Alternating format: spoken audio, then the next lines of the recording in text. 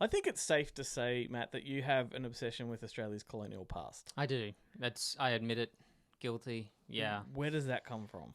I don't know. All I know, I think it's in my genes. My grandpa was my grandpa was massively into Hollywood musicals, and my other grandpa was into westerns. And these two guys had that kind of influence on me. And distinctly remember being 13 years old and going, I want to make a Ned Kelly film one day. And that's kind of been with me ever since. That idea of a western, but Australia's version of it. Yep. And I think I've just carried that ever since. It's just a part of my brain function now. Well, I love it. And how did you come across the character of Ben Hall in the first place? Because I wanted to make the Ned Kelly film, and it broke my heart in 2000. I was in the middle of shooting Twin Rivers, that the Heath Ledger one was announced, and I was like, damn it.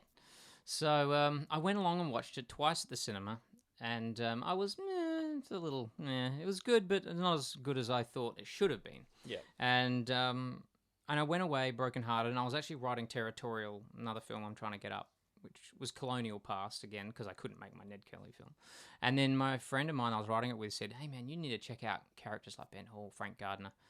And I'd never heard of them before. So, and as soon as I looked them up and started reading about it, it was all just like, oh my God, why isn't this on the cinema? This is amazing stories. Yeah. I didn't know this was real. The stories are just there for the taking. They are. So I think if you are a natural storyteller, you're looking for content to tell, and then you find a story in a history book like that you didn't know of, and other people don't know of, you instantly just see possibilities. They just come flying at you. So, well, I think the thing that really attracts me to the stuff you do, and the reason I love it, is because you have a really strong focus on the history as opposed to the lore, like the folklore. Yep. And there's authenticity to what you're doing. So I think Ben Hall just speaks to that in spades.